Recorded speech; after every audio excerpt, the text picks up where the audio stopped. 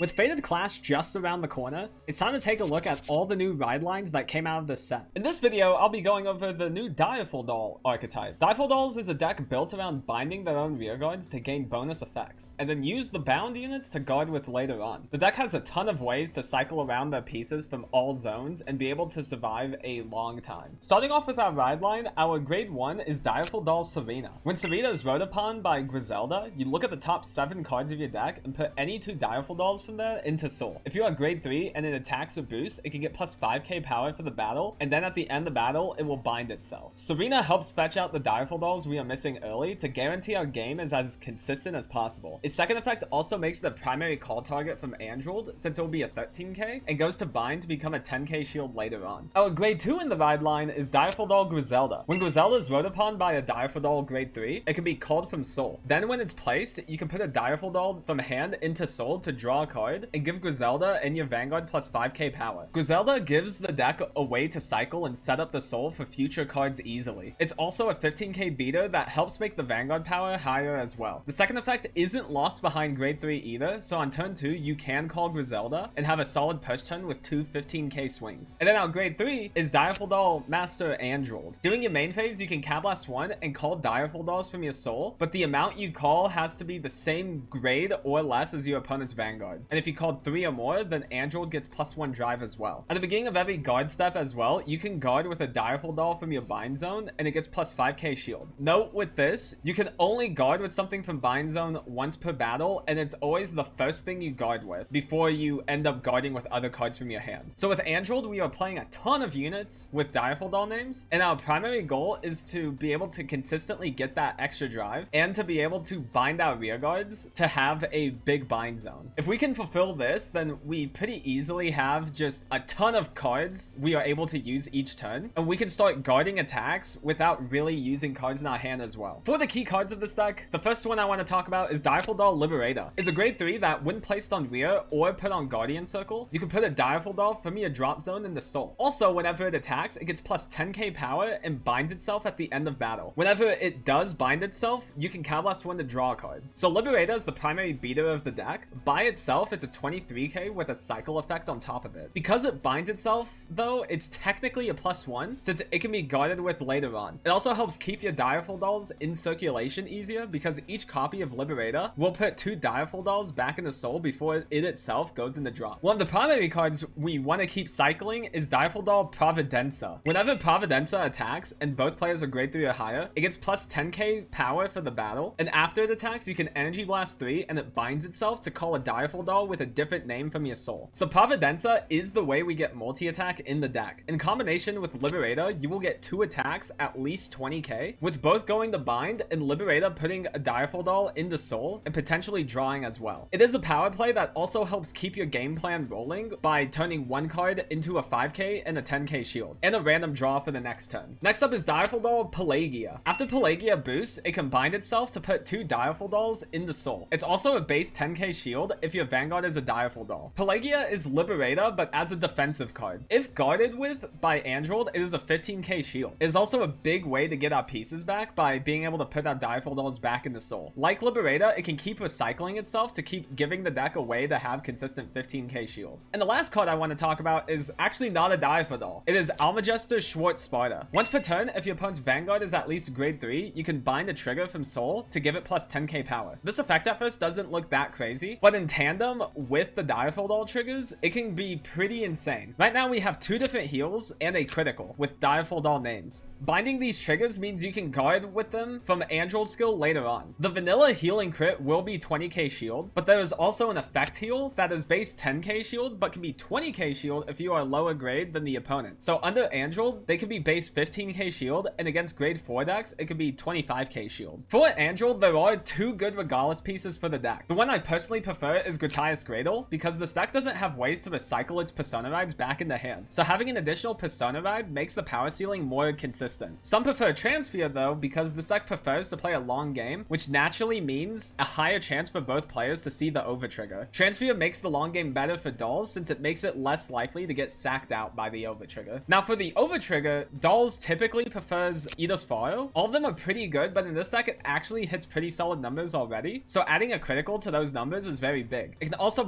add back Persona Rides or Big Shields for the following turns. It doesn't really need help getting its pieces back though, since the whole engine of the deck is already doing it. The other overtrigger options aren't really that bad either.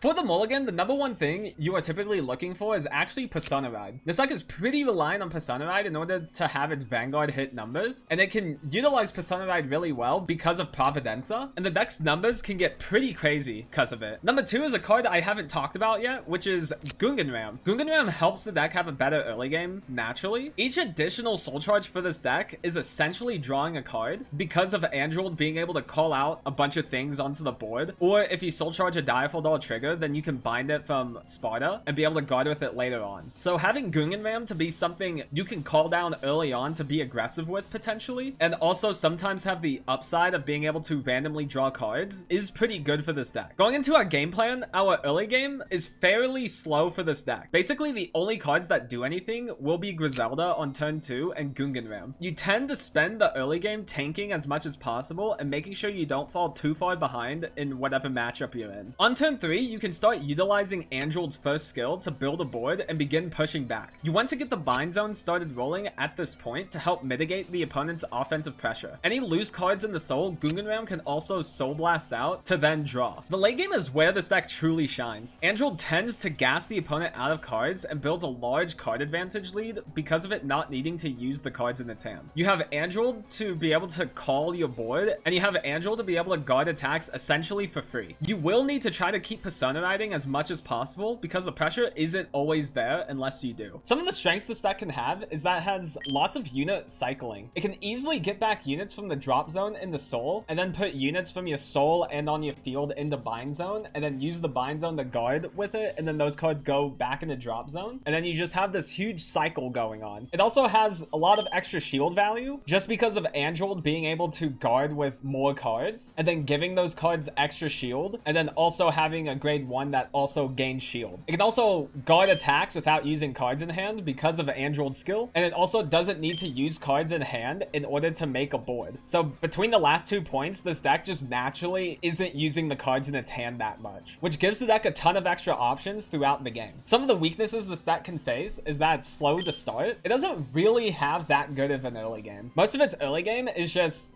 trying to find the pieces you need and then trying to not fall too far behind. It also has a lack of draw power. The only cards that really say draw a card is Liberator and Gungan Ram, which those cards are fine just compared to a lot of the other Divines decks we've talked about, like Reziel and Varga, where every card in those decks basically say search a card or draw a card. Angeld's draw power is not nearly as much as them. And then it also has no counter charge in the deck. There are some generic Dark States cards you can play for counter charge, but right now this archetype doesn't naturally have one until set 2, which you are tending to try to use Liberator as often as possible and Angeld every single time.